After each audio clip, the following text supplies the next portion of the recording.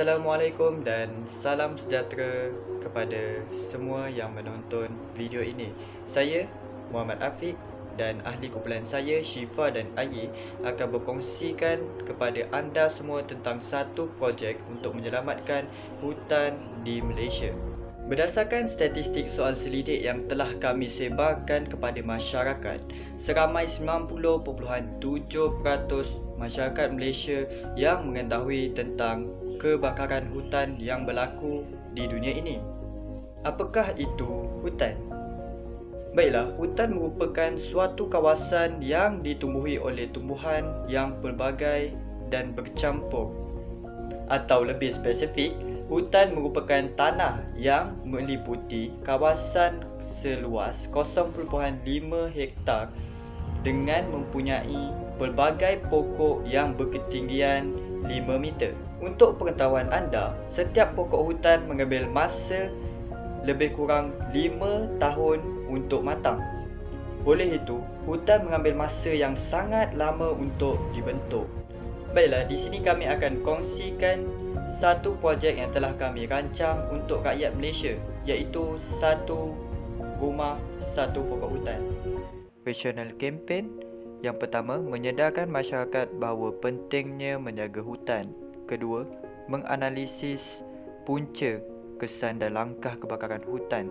Yang ketiga, melaksanakan pelbagai aktiviti dan menyebarkan poster kebakaran hutan.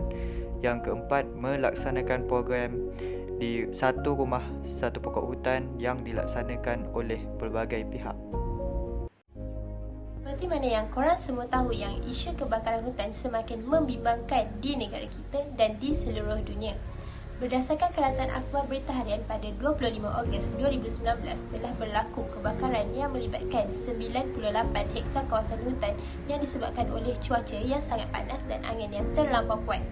Terdapat juga 80 hektar kawasan hutan simpan yang terbakar di Kuala Langat, Selangor pada tahun ini juga. Selain itu, terdapat juga isu kebakaran di luar negara seperti yang berlaku di Australia pada awal tahun ini yang telah mengakibatkan ribuan koala dan kanguru mati akibat daripada cuaca yang terlampau panas. Maka, apakah punca berlakunya kebakaran hutan? Kebakaran hutan boleh terjadi dengan dua sebab, iaitu disebabkan oleh tangan-tangan manusia ataupun disebabkan oleh semula jadi. Berdasarkan statistik soal selidik yang telah kami laksanakan, lebih separuh daripada 300 responden mengatakan perkara ini terjadi akibat daripada sikap manusia. Sikap ketamakan manusia ini telah menyebabkan kemusnahan hutan. Ramai 73 orang mengatakan isu ini terjadi disebabkan oleh pemanasan global. Kes seperti ini yang berlaku di Australia yang disebabkan oleh cuaca yang sangat panas. Bukan sahaja cuaca yang sangat panas ini boleh menghasilkan haba, malah angin yang terlampau kuat juga boleh menghasilkan haba apabila wujud geseran antara daun-daun. Antara punca semula jadi yang lain adalah kemarau dan panahan kilat. Sebenarnya, banyak kesan negatif daripada isu kebakaran hutan ini. Berdasarkan soal selidik Google Form yang telah kami laksanakan, 46.2% menyatakan kebakaran hutan menyebabkan jerebu. Ini tidak dapat disangkal lagi seperti yang berlaku pada tahun 2019, iaitu kebakaran hutan di Indonesia, yang pada akhirnya telah mengakibatkan jerebu bukan sahaja di negara mereka, malah di beberapa Asia Tenggara termasuklah di negara kita iaitu Malaysia. 22.6% mengatakan pembakaran hutan mengakibatkan pemanasan global. Pemanasan global ini mengakibatkan suhu bumi meningkat, lalu berlakunya pencairan ais di kutub. Pembakaran hutan juga menyebabkan kepupusan flora dan fauna, habitat haiwan musnah dan pencemaran udara. Maka kadar haiwan di muka bumi ini akan meningkat. Dalam melaksanakan projek satu rumah satu pokok hutan ni, banyak cabaran yang kita kena lalui. Antara yang paling utama sekali ialah masyarakat kita sendiri pun kurang pendedahan terhadap alam sekitar kita yang semakin lama, semakin hari, semakin teruk. Untuk cabaran kedua ialah kawasan rumah yang terhad. Maksudnya kawasan rumah yang terhad kat sini adalah untuk menanam pokok satu rumah satu pokok hutan ni mestilah mempunyai kawasan rumah yang luas. Untuk cabaran yang terakhir ialah cabaran dari segi masa untuk menghasilkan satu video animasi mengenai projek kita, iaitu projek satu rumah satu pokok hutan. Okey, kenapa kita kena guna video animasi? Sebab video animasi terbukti lebih menarik perhatian rakyat Malaysia. Salah dari segi umur kanak-kanak, remaja, dewasa atau maupun orang tua. Sebagai contoh, kita tengok video animasi yang dikeluarkan oleh Kartun Belajar ni mengenai COVID-19. Kita tengok video yang gempak. Tengok pun telah banyak meraih tontonan. Langkah pertama, pihak kerajaan perlu menyediakan satu video animasi ringkas tentang kebakaran hutan. Video itu perlu menerangkan tentang projek satu rumah satu pokok hutan dan ganjaran yang akan diberikan kepada masyarakat yang menyertai projek ini.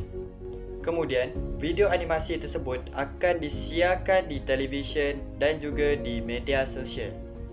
Seterusnya, masyarakat boleh mendapatkan pokok hutan di kedai pokok berhampiran ataupun di Jabatan Perhutanan Negeri.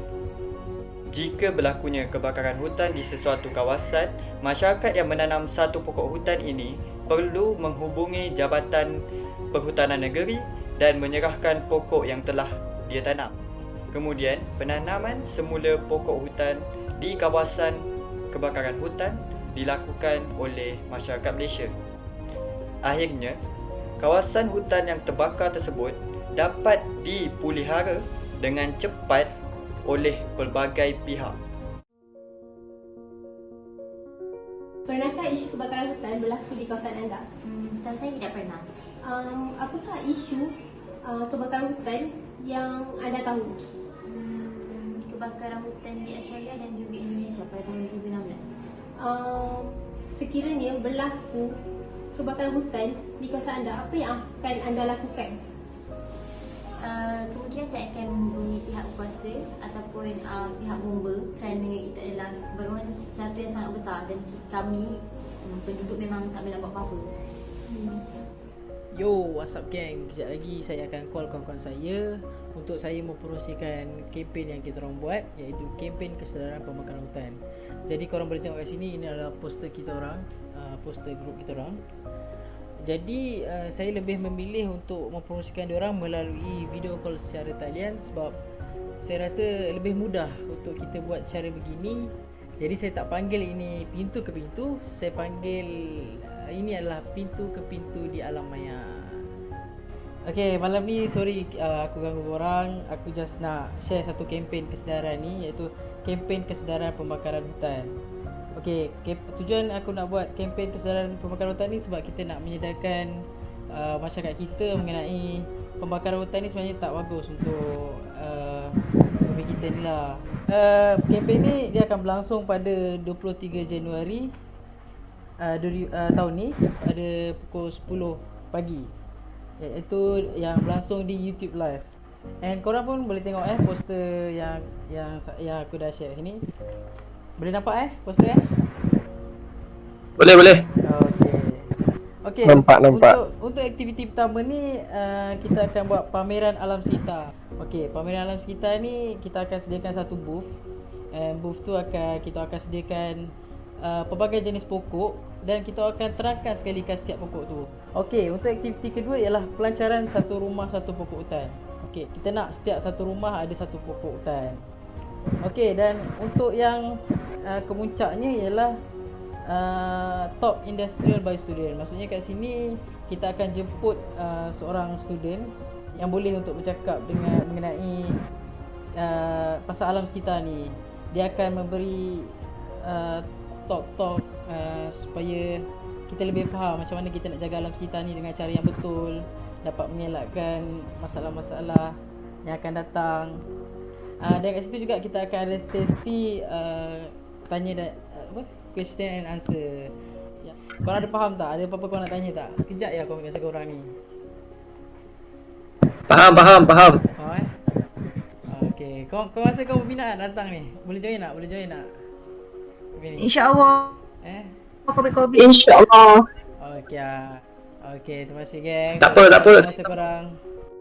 Pencapaian pelaksanaan projek. Yang pertama, kempen kesedaran kebakaran hutan dilakukan secara dua cara, iaitu secara bersemuka dan secara atas talian.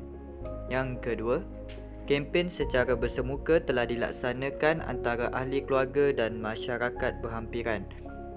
Yang ketiga, pelaksanaan kempen secara bersemuka dijalankan antara pelajar UMT di aplikasi WhatsApp, Instagram dan sebagainya. Keempat, terdapat 300 responden yang telah menjawab soal selidik secara atas talian yang telah kami lakukan.